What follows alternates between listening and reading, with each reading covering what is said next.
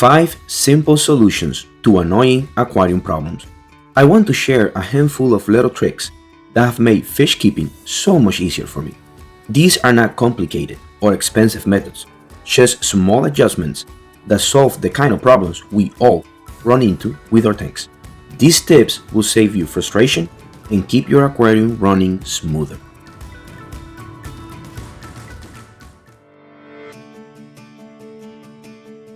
Algae eaters are great additions to a planted aquarium. But here's something that you might or might not have noticed. Sometimes they get a little lazy. You might buy otocinclus, amano shrimp, or even need-eye snails, expecting them to clear every inch of algae, only to find them sitting around while the algae keeps spreading. The problem isn't that they are not eating the algae, it's that when there's too much food available, they don't need to search for it. If the tank is covered in algae, they don't feel pressured to work at it because food is everywhere. Instead, what they do is that they eat a little bit and then take a break, because from their point of view, that food is not going anywhere. It will always be there whenever they want it. That can be really frustrating, especially if you bid them to tackle an algae issue that's already out of control. To solve this problem, clean the tank right before you add them in. Scrape the glass, scrub the rocks, trim off algae-covered leaves, and remove as much as you can by hand. What this does is limit the food supply. So instead of sitting back and waiting for algae to cover every surface, they are forced to actively search for what little is left. That shift in behavior gets them into work mode right away, and once they are used to grazing, they'll usually keep up the habit. It's a simple timing adjustment, but it makes algae eaters way more effective in the long run.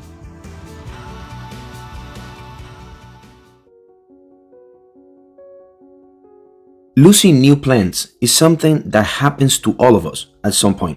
You buy them, bring them home, get them planted in your tank, and then some of them just don't make it. It's frustrating, and to be honest, it feels like wasted money. Most of the time though, it's not that you did anything wrong. It's just that plants go through stress when they are moved around.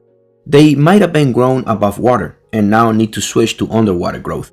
Or maybe shipping was rough on them, or the water in your tank is just really different from what they're used to.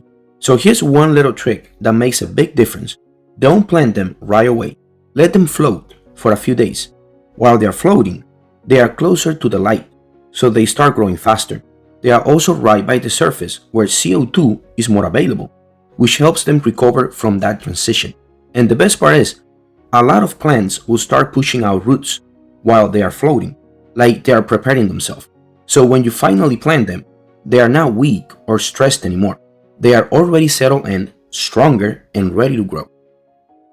If you are enjoying the video, remember to like and subscribe to help the channel grow and get to more people who love this hobby.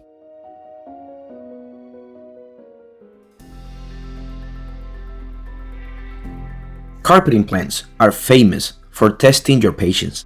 You spend all this time planting them carefully, only to come back the next day and see them floating at the surface. It happens so often that a lot of people think their plants just don't want to stay down.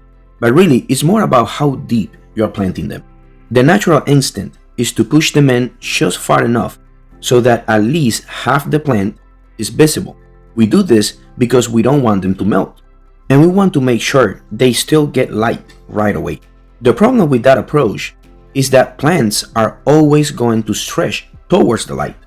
And if you leave too much of the stem exposed, that upward push pulls them right back out of the substrate.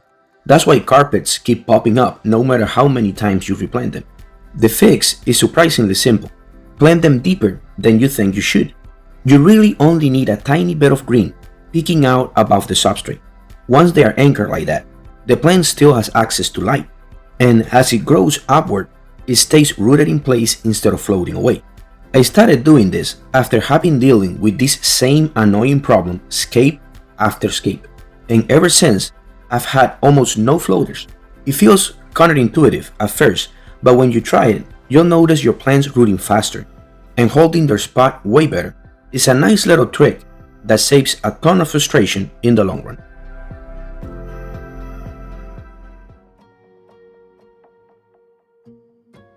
Otocinclus are amazing little algae eaters, but they come with a reputation.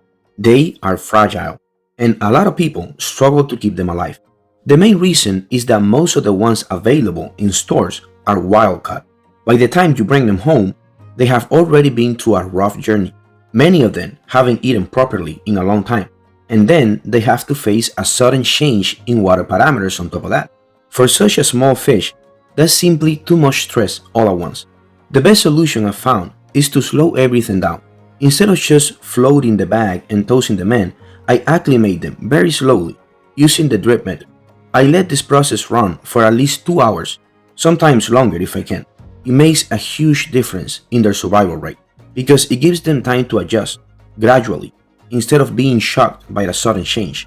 Now, a couple of bonus tricks that I've learned along the way. If you can find tank-bred otocinclus, go for those. They are so much tougher and adapt way better than wild ones. And if tank-bred isn't an option, I've noticed that even among the wild-caught fish, the smaller, younger ones tend to do better. I don't mean the skinny, unhealthy-looking ones. I mean the smaller-bodied fish that still look healthy. Those usually adjust faster and live longer than the bigger ones in the group.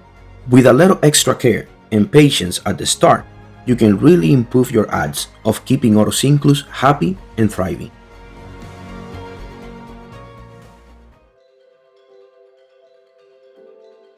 Some fish just have a reputation for being aggressive. Betas, gouramis, even certain types of rams. They don't always play nice with their tank mates. And a lot of people avoid keeping them in community tanks because of it. But I found a really simple trick that makes a huge difference. And it comes down to timing. When you're setting up your tank, add every other fish first.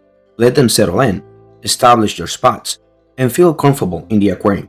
Then, and this is the key, wait a week or two before you introduce the aggressive one. By doing that, you're flipping the script.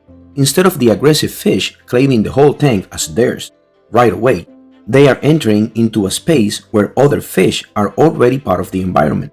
The thing with territorial fish is that they are cautious about anything that feels like it's threatening their territory. But if they are the last one to arrive, their territory naturally forms around the fish that are already there. They don't view those tank mates as intruders.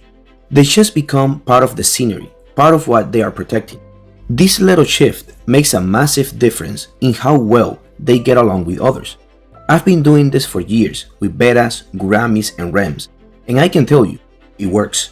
No chasing, no stress, no constant fighting.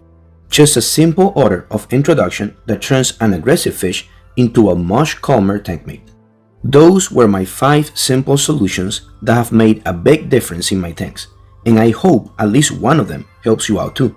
Let me know in the comments which trick you've tried, or if you have your own solutions that the rest of us should know about.